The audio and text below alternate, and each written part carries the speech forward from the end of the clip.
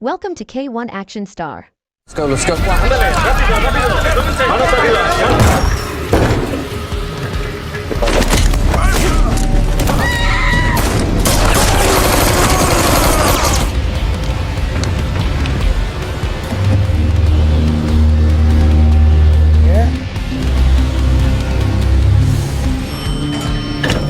go. Come on, man. The story kicks off with two cops, Tony and Juan, heading to a location where illegal substances are being made and sold. I'm having lots of second thoughts. How you doing? While on their way, Juan excitedly shares some big news. He's about to be a dad. His wife is expecting, and Tony is thrilled for him. Our game, the idiot. Once they arrive, Tony tells Juan to stay in the car, while he and the other officers raid the place. The police start clearing the area, taking down suspects one by one. Tony soon realizes there are still people inside, so he steps in. He spots a dealer making a deal with a woman, while a huge guy is being led out by the cops. The massive guy seems calm at first, which makes the officers escorting him drop their guard. Nope. Suddenly, he attacks, grabbing one of the officers' guns and making a run for it. Tony chases after him. Outside, Juan is on the phone with his wife when he notices the big guy running with a gun. He's caught off guard but tries to stop him. Unfortunately, the guy is way ahead in the game and shoots Juan multiple times, killing him on the spot. The killer manages to escape, leaving Tony devastated. He just lost his partner and best friend right in front of his eyes. Meanwhile, we meet an older man named Nick, who's enjoying retirement on a boat. Nick used to be an assassin, working for the government. One day, an old friend visits him with an offer, another contract kill. The target? Someone who's a threat to the U.S. economy. At first, Nick refuses since he's done with that life. You didn't get the hints because of my... But after seeing the fat paycheck, he changes his mind. Back at the station, Tony is struggling to cope with Juan's death. Well, last I heard, but somebody must. He feels guilty for making him wait in the car. His boss suggests taking some time off, but Tony refuses. He's determined to keep working. This rubbed me the wrong way about him, so I ran it. Soon, Juan's pregnant wife storms in, demanding justice for her husband. Tony promises her he'll find the killer. Later, Tony and his boss interrogate a dealer they arrested. The dealer spills some shocking info. His boss isn't just some small-time supplier. He's got big plans. Who is that? FB. The dealer offers to reveal more in exchange for a lighter sentence and a night in a hotel before going to prison. I get it. I mean, shit. It sounds ridiculous, but the police are desperate for answers, so they agree. Meanwhile, Nick is getting ready for his mission. He gathers his weapons, sets up his vehicle, and makes sure he's untraceable. Roger that. Once prepared, he heads to the location and blends in as an ordinary passerby. His eyes are locked on a hotel where his target is staying. When the time is right, he moves to a rooftop across the street, unpacks a sniper rifle from a golf bag, and takes aim. At the same time, Tony arrives at the hotel to pick up the dealer and take him back to jail. It turns out Nick's target is the dealer himself. Nick stays patient, waiting for the perfect moment. As soon as the dealer steps out, Nick fires one precise shot, killing him instantly. Tony is in complete shock. He never saw it coming. He immediately rushes toward where he thinks the shooter might be, unknowingly crossing paths with Nick. What's that base step power next, which is the harem? But he has no clue that Nick is the killer. The cops have lost their informant. But soon, Tony's superiors receive intel. Apparently, the dealer was part of a much larger network. A stakeout across the street. And a transaction is set to happen soon. Tony is ordered to monitor the group's activities. He starts watching them through security cameras, but the audio is useless. The system has been hacked. Frustrated, he decides to go undercover as a buyer to gather intel himself. When he arrives, the gang keeps him at a distance, only allowing him to sit outside the room where real buyers get access. With no other choice, he thinks of another way in. He spots a woman working as a cook and decides to approach her. Her name is Mina, but she's not interested in talking and walks away.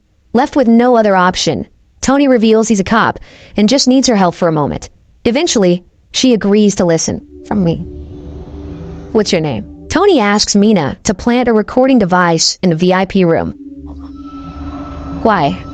At first, she refuses. She's terrified of losing her job if she gets caught. But after some convincing, she finally agrees. Tony returns to his team, who are monitoring the cameras again, and Mina successfully places the recording device. However, just when they think they're about to get crucial information, the gang switches rooms. Once again, the conversation is out of reach. At the same time, Nick is also keeping an eye on the location. He covers his head, sneaks through a hidden back entrance, and slips inside without anyone noticing. It turns out that a guy named Rafi is leading this gang. He's meeting with a scientist to discuss a dangerous plan. Just like the dealer mentioned earlier, Rafi isn't just a supplier. He has a much bigger goal, to wreak havoc on the American economy. It's all here. Rafi teams up with the scientist, who shows off his high-tech gadget, a device that can shut down an entire city's power grid with just one tap on his phone. But before they can dive into their plan, unexpected visitors burst in, guns blazing. What the? Chaos erupts, and several of Rafi's men drop dead on the spot. Luckily, Rafi and the scientist manage to make a run for it, escaping unscathed. By the time Tony gets to the scene, it's already too late. The place is empty except for the bodies of Rafi's fallen men. What money? Leaving him frustrated. Meanwhile, Rafi, now on edge, demands that the scientist complete the device as soon as possible. The scientist agrees, but raises his price, knowing he holds all the power. Without hesitation, Rafi accepts the deal. A few days later, Rafi's brother throws a wild party, inviting a massive crowd. Meanwhile, Tony is still on the hunt for Rafi and questions his brother about his whereabouts. Unfortunately, Rafi's brother has no idea where he is. Rafi and his crew, including the huge guy who took Juan's life, are keeping tabs on the party. The big guy spots Tony and immediately recognizes him as the cop who raided their operation. He alerts Rafi, who doesn't waste any time ordering his men to take Tony out. At the party, Tony runs into Mina, who, as it turns out, is working as a chef there. As if that's not enough, he also notices Nick lurking around. When Tony tries to follow him, Nick vanishes into the crowd. Tony and Mina attempt to track him down, but end up losing sight of him. Determined not to give up, Tony stations himself near the last place he saw Nick. After what feels like forever, he finally spots Nick's car and quickly tails him, forcing him to pull over. When Tony confronts him, he gets the shock of his life. Nick is actually his long-lost father, the man who walked out on him years ago. Nick invites Tony to his apartment by the pier, where they have a heart-to-heart. Tony demands to know why Nick abandoned him.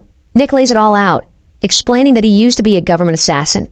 He left because he believed Tony had been killed by one of his enemies and wanted to keep him safe. Surprisingly, Tony accepts the explanation.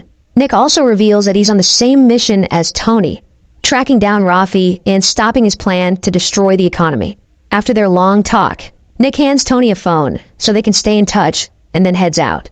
Before long, Rafi figures out that Tony is closing in on him. His men ambush Tony, capturing him, while Nick gets attacked and knocked down. Tony is taken to Rafi's hideout, where Rafi interrogates him, demanding to know who's been interfering with his business.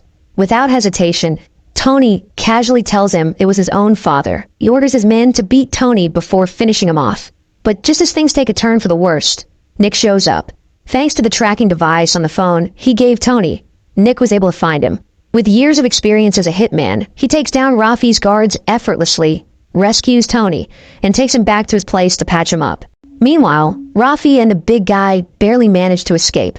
Moments after the chaos, the police arrive and find several of Rafi's men dead, along with the high-tech device Rafi planned to use. Without wasting time, they arrest him. Just when things seem to settle down, Tony gets a call from Mina. But it's not her voice he hears, it's the big guy. He's holding Mina hostage and demands that Tony come alone if he wants to see her alive. Nick warns Tony to be careful, and the two of them quickly make their way to the meeting spot. When Tony arrives, Rafi's men have their guns pointed at Mina. They demand that Tony bring Nick with him, wanting to take them both down at once. As the tension builds, Nick takes the first shot, and chaos erupts. Father and son work together, taking out Rafi's crew one by one. In the end, Rafi's own men turn on him, demanding payment in exchange for his location. Nick and Tony play along, but obviously have no intention of paying them. Meanwhile, the scientist shows up at Rafi's place, demanding his money up front. But Rafi, now furious that his device is in police custody, snaps and shoots the scientist in the head instead of paying him. His brother, who happens to be nearby, witnesses the brutal act and is completely horrified, realizing just how ruthless Rafi has become. Not long after, the big guy arrives, dragging Nick along as if he's captured him. He also brings a body bag as proof. But when Rafi opens it, Tony jumps out, gun ready. Rafi and his men are caught off guard, and a final showdown begins. But Nick and Tony are prepared and eliminate them all in no time. With Rafi's men out of the picture, the remaining traitors demand a promise payment, but Tony and Nick refuse. Soon, the police arrive, successfully shutting down Rafi's entire operation. Fast forward a few years, Tony and Nick are seen hanging out at the pier apartment. Tony is now married to Mina, and they have a child together. Meanwhile, Nick, now a grandpa, has settled down with a young wife. He suggests they all move to a better place since he's got plenty of money. Just then, Nick's phone rings. It's his government contact, offering him another high-paying mission. Looks like retirement will have to wait. The end. Thanks for watching. Subscribe to this channel for more beautiful recaps like this. Put down your comments below to let me know what you think about the turn of events in this storyline. And also give my video a thumbs up to further motivate me. Share too for others to enjoy. Until my next recap, cheers!